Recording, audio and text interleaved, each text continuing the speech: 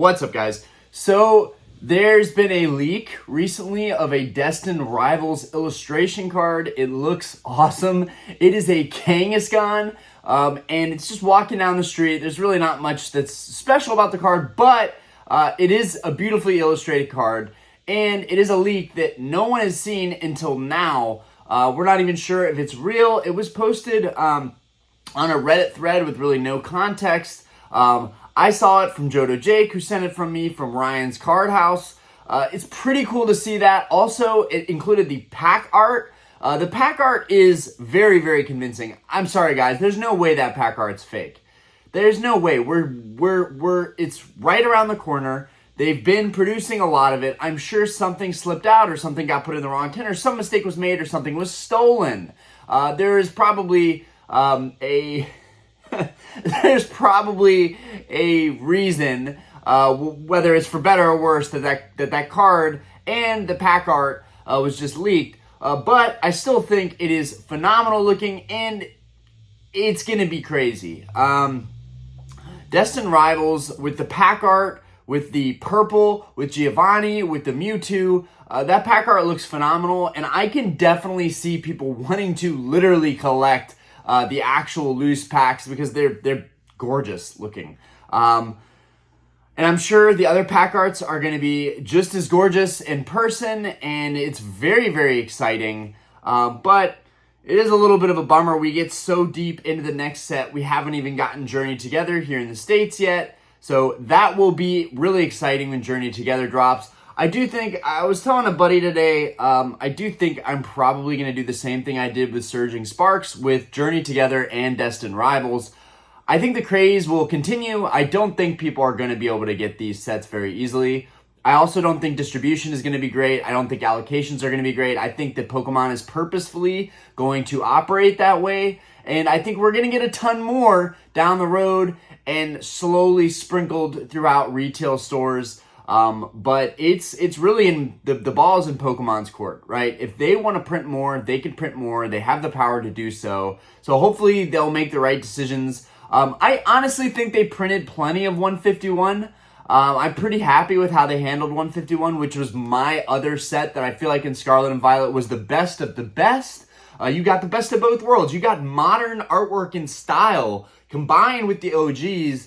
Now we're going to get that again, hopefully with Destined Rivals. So really exciting about that, but nothing really crazy to report here today. I rarely do super short videos, so I wanted to keep this one short. But the Kangaskhan looks really good. I want to know what you guys think about that Kangaskhan.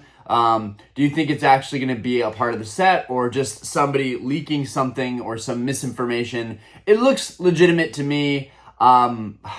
Seeing plenty of illustrations. Also, what's not shown, I'm showing the artwork, but what's not shown is that it says DRI at the bottom hand corner. I cropped the image so to get closer up on the actual Pokemon. So you don't see that, but it does say DRI, which makes perfect sense. It's Destined Rivals. So it does look legitimate to me. I don't think there's anything weird about the leak. I just think there was some mistake made or it was taken from a facility. But anyways, Destined Rivals also has the Garchomp, which has also been shown in Japanese. That was also a clip from Ryan's Card House.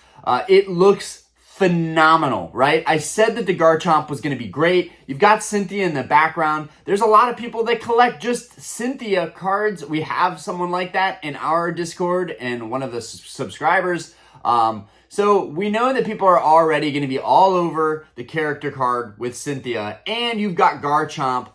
It's a really good combination having those two together. But also just in general, that is one of her star Pokemon. So it's going to be a great card. The quality looks really good. I think the fact that it's in a stadium really is one of the most unique things that Pokemon's done in a while. We've seen all kinds of variants of cards that were in stadiums, whether they're in English or Japanese.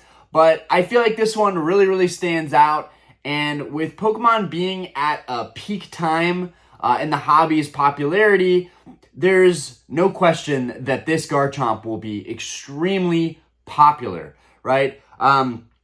In my opinion, this Garchomp is just with how things are going lately, it's probably going to be anywhere from $100 to $200 raw.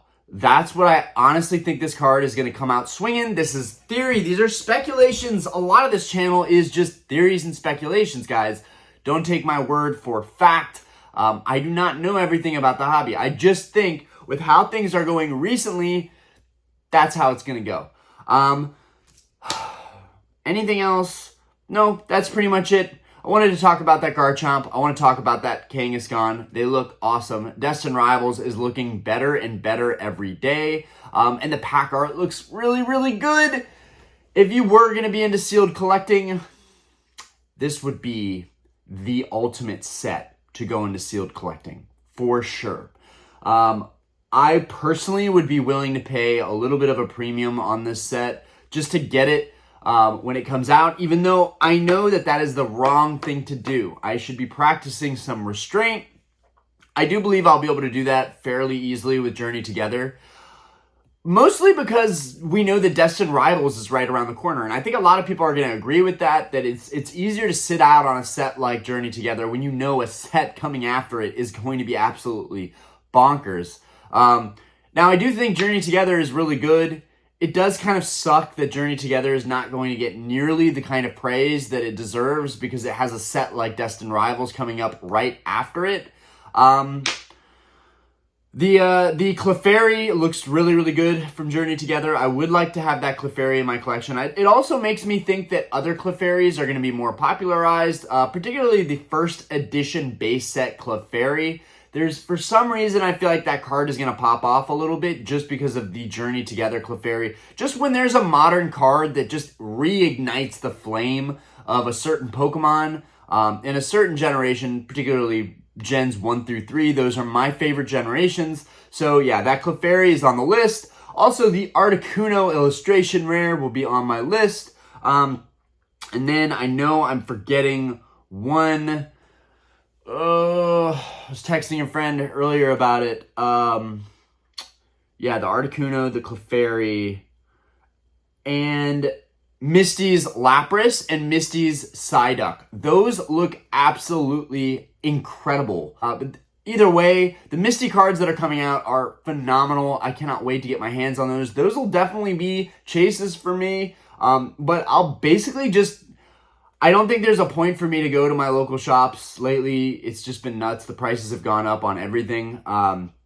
Retail never has anything in stock, so that's been kind of a sham. One of my only hopes at this point, which is fine because it allows me to shop from my phone, is just looking for the illustrations and SIRs that I like off of eBay, looking at raw copies, looking at people that were lucky enough to get the product that don't care as much about it or are scalping it, whatever. People that are going to be opening this and selling this stuff quickly to cash out. That's what I'll be looking for on eBay. So hopefully I can find some good raw copies that I can also grade. I've been really into grading this year, so that's something that's really important to me. One, I think hunting for a card and getting it at a low cost basis adds to the whole experience, right? When it's cheaper. Let's just be frank here. When it's cheaper, in my opinion, it's more fun, right? When you have to spend a lot of money to get a card, even if you're finding it, sourcing it, and grading it yourself, it still takes a little bit away from it. But in the grand scheme, everything is relative. Down the road, if you pay $200 or $300 for a raw card and you find it and you grade it yourself, and now it's worth $700, $800, whatever, all value aside, that's great and all, but it will, in the future, everything will be relative, and you'll look back and be really, really happy that you bought that raw card and got it graded. But it's also just a lot of fun to buy cards that are cheaper when a set releases and you can somehow find a deal on something. It's fun to find those deals, ship them out to be graded, and be able to have that card and say, I found this, I graded it myself. But even eBay, my last video I talked about sometimes buying slabs feels very transactional. And what I meant by that is not all slabs are going to feel like you're buying them transactional. When you're buying them, that it's only transactional and that you can't be sentimental or emotionally attached to something like that. That's not what I was trying to say.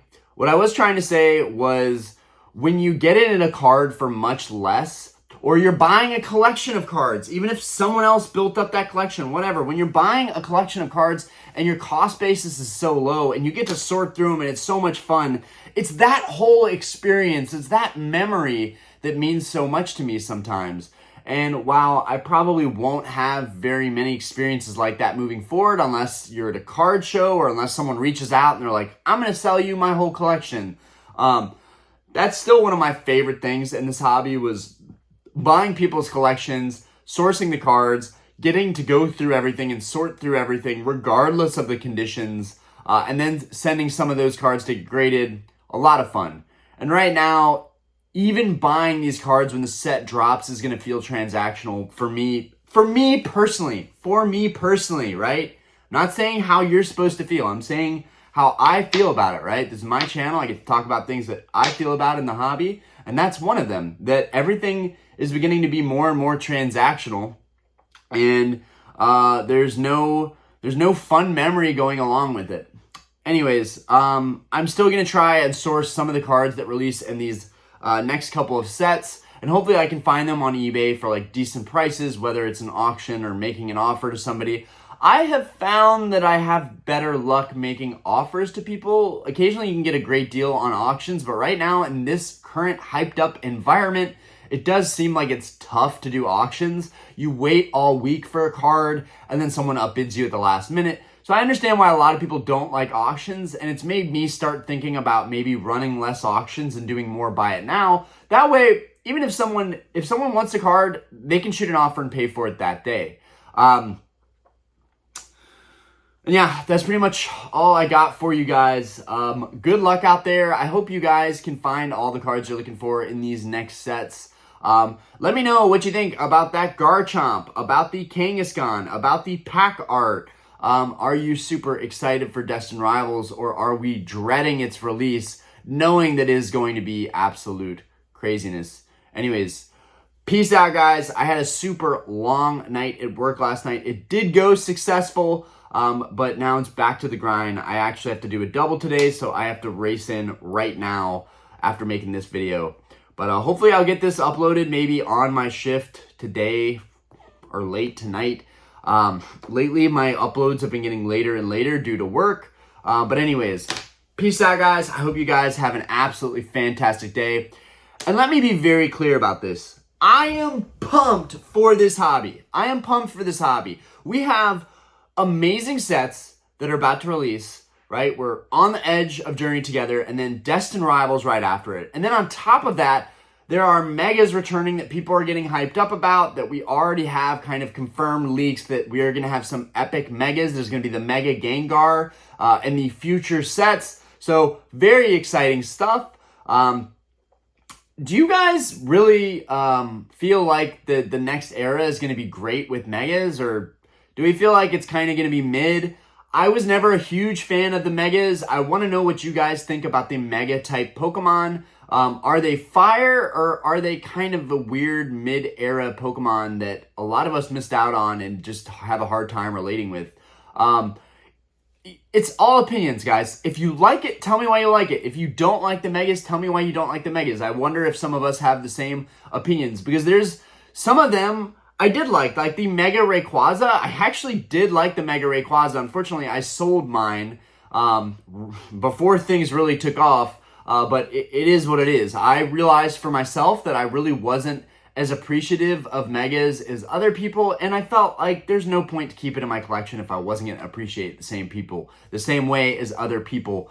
But anyways, I'm really excited to see what kind of alternate arts or illustration rares or SIRs that we get from these future sets. While they incorporate the megas, I am 100% sure that they're going to have kind of classic art styles that I can't wait for, like the SIRs and the illustration rares that we've had the past year. Anyways, peace out, guys. Let me know what you think about the future of Pokemon, and I'll catch you guys on the next one. I really didn't think I was even gonna have time to make a video today, so pat myself on the shoulder. Peace out, guys.